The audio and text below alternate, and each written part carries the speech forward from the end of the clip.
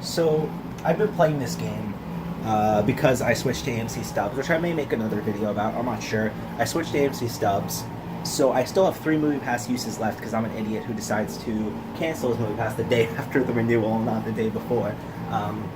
So yeah, it's still pretty. So I decided I'm going to go to the artsy cinema that's nearby and play movie pass roulette, where I see a completely random movie that I've never heard of, know nothing about, and go see this random artsy, not necessarily independent, but like art house film, so to say. And I decided to see The Bookshop. If I get the name right, it's either the bookstore or the bookshop. I don't remember. It was okay. It was meh. It was the most meh movie you can get. Nothing wrong necessarily with the performances. Nothing. I just don't think I necessarily thoroughly understood it. I don't think I necessarily got it. Simply because the movie follows a woman. She's a widow, and she moves to this small town in like one of the coasts of England. I don't know what. They probably said it. I'm just not paying attention. She moves to this really small town to pursue her passion of opening up a bookshop. And she does in a building that has not been used, that has been abandoned for years, and despite some people being like, okay, maybe we'll use it one day, no one really made any effort to. So she said, you know what, I'm going to do it. I'm going to use it.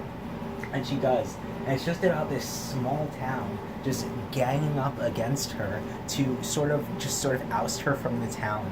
And it's all about like small town English politics in the 1950s. That's essentially what it is. It's just about small town politics and small town dynamics in terms of like an entire small town ganging up against this poor woman that did absolutely nothing wrong, and just exiling her from this town for daring to open up a bookshop in a building that was abandoned. I mean, I guess that's the message of the movie right there, that it's ridiculous and the small town politics are absolutely disgusting. I mean, I guess that's the message of the film. But yeah, it just didn't really get it, because it's just all these people that are so sinister and so vicious, just like using like fake phony bullshit, like being polite, everything like that. And none of the performances are quite that memorable, but it's just like why are they doing this? And the movie just ends in such a depressing note, sort of. I mean, it's an optimistic depressing, where like, okay, I'm gonna go into spoilers here, so I'm gonna say it's not worth seeing. So if that's what I'm reviewing right now, but I'm going to spoilers here. So if you don't want any spoilers and you do decide to see it, you can stop here. But yeah, so the movie ends with her just losing. Like they create laws through connections that they have to sort of force her to be ousted. She gets ousted, and it's just her being forced to leave this town and abandon her dream.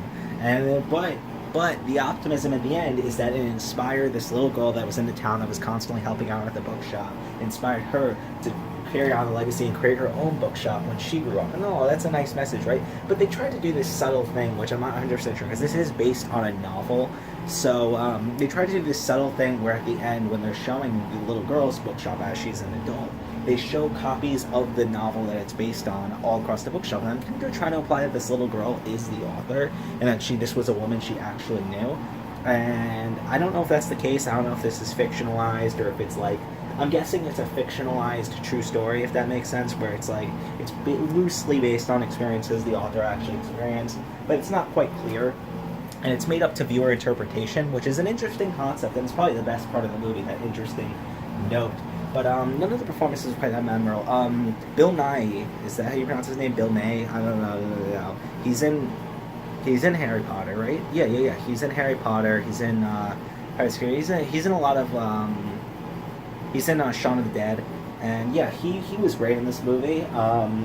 He was probably the only like very strong performance. Everyone else was just and it just irked me. And I think it's because I don't have experience living in a small town. I've never dealt with like small town, everyone knowing each other, shitty fake nice politics, if that makes sense. So I don't really have that relation to it, and I think that's why it's not a wide release film, because it's a subject so few people can actually relate to. But the people that do, that lived in small British towns before, probably can highly relate to this film.